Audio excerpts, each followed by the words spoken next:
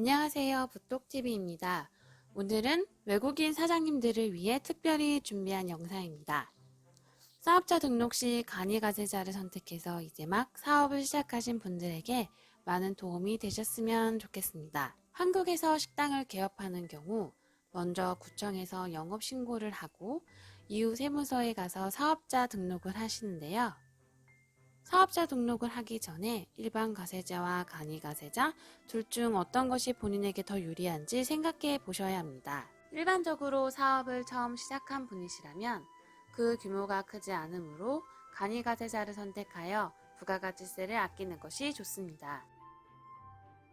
세법상 간이 가세자는 직전 연도 연 매출이 4,800만 원 미만인 경우에 적용되는 사업자입니다. 이 기준 금액은 21년 1월부터 8천만 원으로 상향되어 앞으로는 더 많은 분들께서 간이가세자의 혜택을 누릴 수 있게 됩니다. 그럼 먼저 간이가세자의 특징 몇 가지를 살펴보겠습니다. 첫 번째 특징은 간이가세자는 해당 연도 연 매출 3천만 원 미만인 경우에는 세금을 내지 않는다는 점입니다.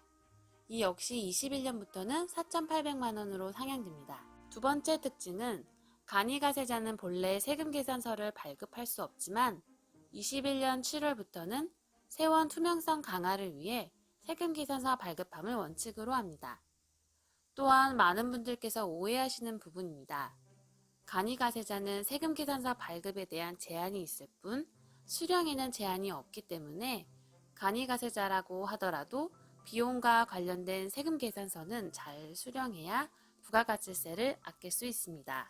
세 번째 특징은 최초 창업을 하면서 인테리어 등 초기 투자 비용이 많이 들어 해당 과세 기간에 매출보다 매입이 더 큰 경우에는 일반적으로 부가가치세 환급이 발생하게 되는데 이 환급금은 받을 수 없다는 점입니다. 따라서 이 경우에는 간이가세자보다 일반 과세자를 선택하여 사업자 등록을 내는 게 유리할 수 있습니다. 다음은 부가가치세 신고 납부 기한입니다. 간이가세자는 부가가치세 신고를 1년에 한 번 하는데요. 매년 1월 25일까지 직전 연도 1월부터 12월까지의 매출과 매입을 정리해서 신고 납부합니다. 그의 매출이 4,800만 원 이상이 되면 다음해 7월부터 일반 과세자로 자동 변경이 됩니다. 이때에는 1월부터 6월까지는 간이가세자로서 7월 25일까지 부가가치세 신고 납부를 해야 하며 7월부터 12월까지는 일반 과세자로서 다음해 1월 25일까지 부가가치세 신고 납부를 해야 합니다. 일반 과세자와 간이가세자의 부가가치세 계산 방식은 서로 다르므로 과세 유형이 변경되는 경우에는 반드시 이를 주의해야 합니다. 마지막으로 간이가세자가 부가가치세를 절세하는 방법에 대해 살펴보겠습니다. 첫 번째로 방금 전에 간이가세자도 비용에 대한 세금 계산서는 수령할 수 있다고 설명드렸습니다. 즉, 세금 계산서, 신용카드, 현금 영수증 등을 잘 수령해야 한다는 점입니다. 간이가세자라고 해서 무조건 부가가치세를 납부하지 않는 것은 아니며 일반 가세자와 마찬가지로 비용에 대한 증빙들을 잘 수령해야 부가가치세를 최대한 절세할 수 있습니다. 또한 이 증빙들은 다음해 5월 신고 납부하는 종합소득세 절세에도 큰 도움이 됩니다.